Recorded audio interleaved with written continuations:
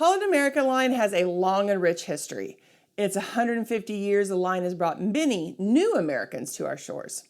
Ahoy travelers, it's Amy with Cruising from the Ozarks here with another look into the history of cruising. Today we know Holland America as a subsidiary of the Carnival Corporation, but their history spans well before Carnival ever began in the cruise industry.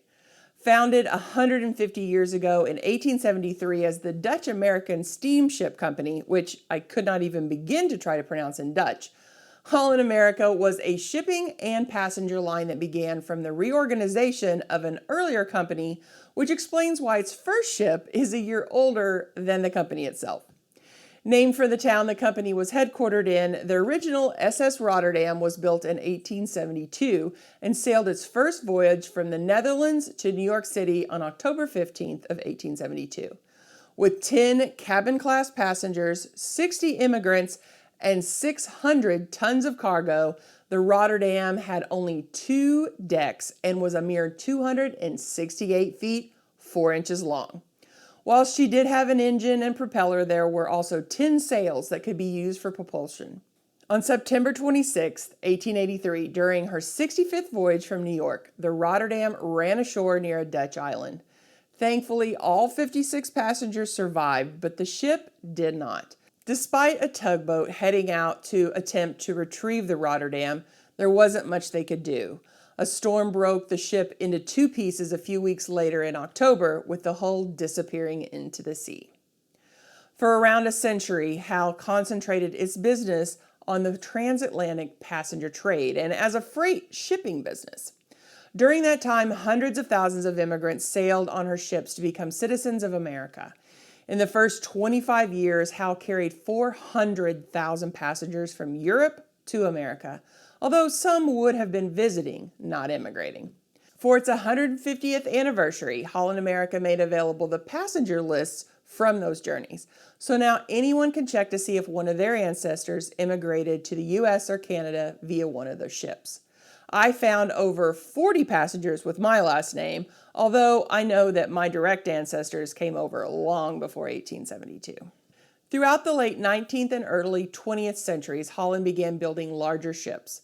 The third SS Rotterdam was launched in 1987 and at almost twice the length of the original could hold 212 passengers in first class, 112 in second, and 837 in third class. She was sunk by a U-boat in 1918 during World War I.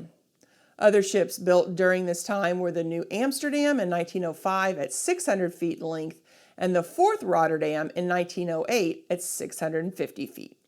Holland America served an important part in the history of the World Wars.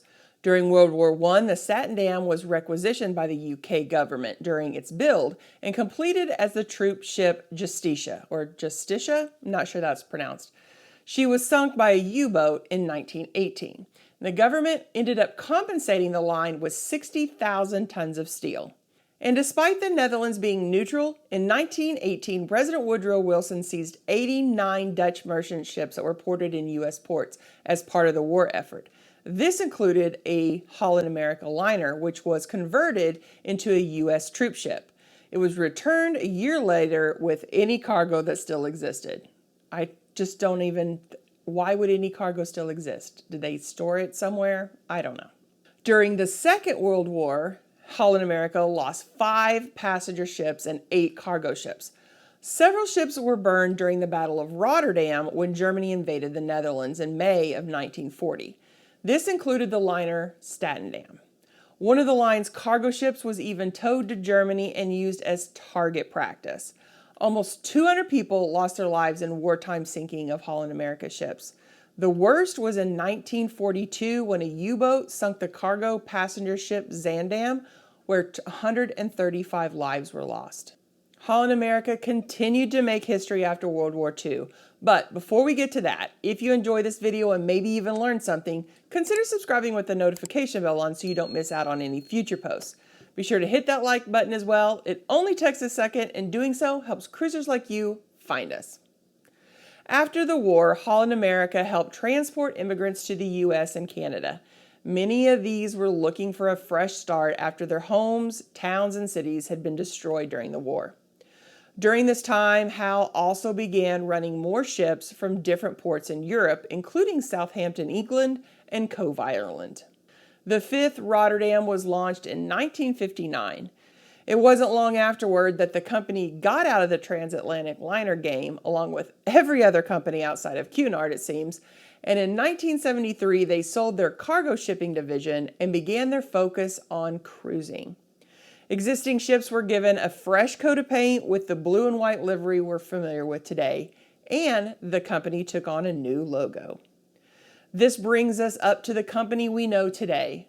Carnival Corporation purchased the line in 1989. At the time, the line only had 4 ships: New Amsterdam III, Noordam III, Westerdam III, and the 5th Rotterdam. It wouldn't be long before more ships were added to the fleet. The S-class ships were added during the 90s, and at the end of the decade, they entered the private island game with their purchase of Little San Salvador, which was renamed Half Moon Cay. The line has continued to build bigger and more elegant ships. Every ship continues with their tradition of that dam suffix: Volendam, Zandam, Osterdam, Westerdam, Noordam, and more. Today, we have Pinnacle-class ships that include a main theater with the huge LED screens, new restaurants, a 2-tiered Lido pool, and even an outdoor theater. Their most recent ship harkens back through years of history as it bears the name of that very first ship. The MS Rotterdam, a Pinnacle-class ship, was launched in 2021. Gone are the days of transporting cargo and immigrants from Rotterdam to New York, but you can see how far the line has come when comparing the 7th Rotterdam with its namesake. With 12 passenger decks and a length of almost 1,000 feet, it definitely holds a lot more passengers than that first ship did. Have you been on a Holland American ship? If so, let me know which one and what you thought of her. Want to stick around and check out this video on the history of Carnival Cruise Line, and then come back for more information designed to help you have an amazing cruise.